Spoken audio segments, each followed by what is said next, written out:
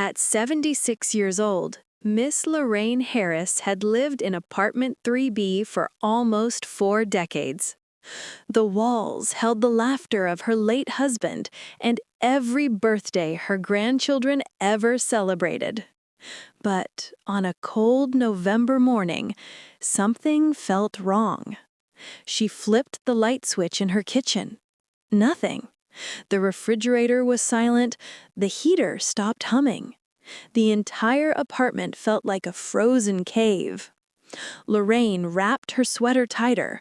Her breath shook, not from the cold, but from something deeper. The landlord had been pressuring her for months, telling her the building was no longer safe, urging her to relocate. But Lorraine knew the truth. He wanted her gone because her rent was locked from 1989. She dialed the electric company with trembling hands. The woman on the line paused, confused. "Ma'am, your service wasn't shut off by us." And in that moment, Lorraine understood. This wasn't an accident. Someone wanted her out of her home, and they were just getting started. For more real stories of pain, truth, and redemption, subscribe now and hit the bell icon. Your support keeps these voices alive. That night, Lorraine sat in the dark, wrapped in 2 blankets, listening to the wind rattle the windows of apartment 3B. She tried to stay calm, but every hour felt longer than the last. By morning, she walked downstairs to the building office. The landlord, Mr. Keaton, didn't even look up. "Power issues? Must be the old wiring," he muttered, pretending to shuffle paperwork. Lorraine's voice trembled, but her eyes were steady. "You cut it off, didn't you?" He smirked just slightly. "Maybe it's time you considered moving. Senior housing, better for someone your age." She felt the humiliation burn through her chest. This wasn't about safety. It was eviction without paperwork. Lorraine climbed the stairs slowly, gripping the rail. Her knees ached, her heartbeat heavy, but something inside her had changed. She whispered to herself, "They think I'm weak because I'm old. They're about to learn who they're dealing with." That afternoon, she made 2 calls, one to her late husband's old friend, an attorney, and another to the tenants' rights organization, printed on a faded flyer. Help was coming, but so was the landlord's next move. 3 days later, Lorraine returned home and noticed something strange. A bright orange notice was taped to her door, 72-hour vacate order. Her hands shook as she read the words, forced silence pressing against her chest. Inside her apartment, she found her kitchen cabinets open, drawers pulled out, and her late husband's medals tossed onto the floor. Someone had been inside, not to steal, but to intimidate. Lorraine sank to her knees, holding the medals against her heart. She whispered through tears, "Robert, I won't let them take our home." The grief didn't break her. It sharpened her resolve. That evening, her attorney arrived. He studied the notice, then shook his head slowly. "This isn't legal. They're counting on you being scared." Lorraine exhaled, half relief, half rage, her voice steadier than before. "Then we fight." The next morning, the tenants' rights group met with her downstairs. 4 neighbors stood behind her, people she barely knew until now. One whispered, "You're not alone, Miss Lorraine." For the first time in weeks, she felt something return to her chest, strength. But as they prepared their case, the landlord made his boldest move yet.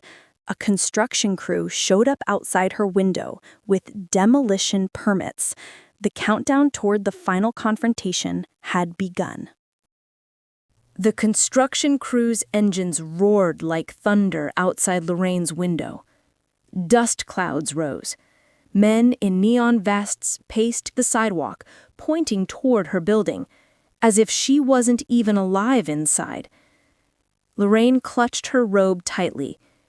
"They think they can scare me out," she whispered. But she wasn't backing down. Her attorney arrived moments later, jaw tight. He marched straight toward the foreman. "You're not demolishing anything today. This building is under dispute." The foreman held up a clipboard. "We got orders from the landlord." Lorraine stepped outside, her voice trembling but fierce. "This is my home. You will not touch it." Neighbors surrounded her. The single mother from the third floor, the retired bus driver from down the hall, even the quiet teenager who never made eye contact. They formed a human circle around Lorraine, a fragile but unbreakable wall. The landlord arrived moments later, stepping out of a black SUV with the arrogance of a man who believed he owned destiny. "Move aside," he snapped. Lorraine lifted her chin. "You already cut my power. You cut my heat. You broke into my home, but you will not bulldoze my life."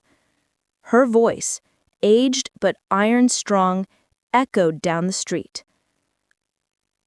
A reporter from the local news station, tipped off by the tenants group, appeared with a camera crew. "Miss Lorraine, is it true your landlord cut off your utilities illegally?" Lorraine steadied herself.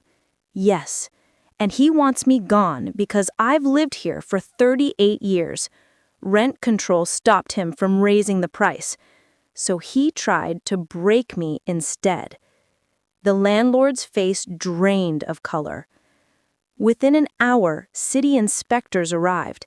They confirmed everything: illegal shutoffs, forced entry, falsified vacate notices. One inspector walked up to Lorraine gently. "Ma'am, he's in serious trouble. You just stay put." Lorraine's hands trembled, not from fear this time, but from overwhelming relief.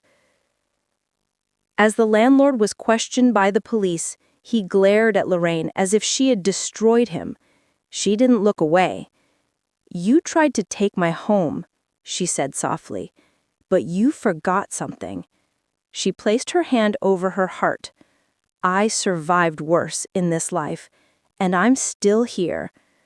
The battle wasn't finished, but for the first time, victory felt close. 2 weeks later, Lorraine stood in a small courtroom, her hands folded, her back straight, the weight of 38 years resting on her shoulders. The landlord sat across from her, no longer confident, no longer untouchable, just a man cornered by his own greed. The judge reviewed the evidence: illegal shutoffs, forged eviction notices, attempted demolition, and harassment of elderly tenants. His voice echoed through the room. "This court rules in favor of Miss Lorraine Parker." Gasps broke out behind her. Lorraine closed her eyes as tears gathered, not from weakness, but from overwhelming relief. The judge continued. "The landlord is ordered to pay damages, restore full utilities, and is prohibited from contacting any tenant on this property." The gavel struck, sharp, final, like a door closing on months of fear. Outside the courthouse, neighbors surrounded her with hugs and warm voices. The young reporter approached again. "Miss Lorraine, how does it feel to win?" Lorraine smiled softly, lines of strength deepening across her face. "It feels like I matter. Like my life still has a place in this world." Days later, electricity hummed again. Warm air filled her apartment.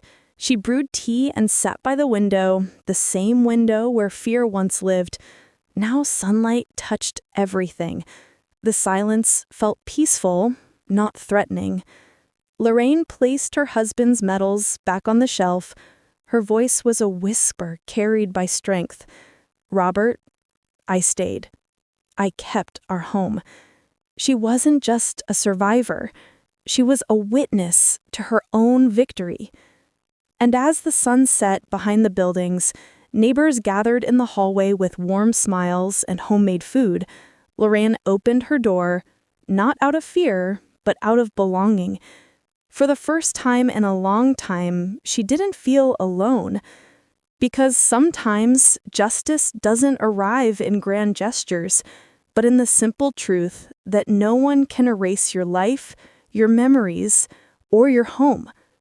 Lorraine stayed, she survived, and she won.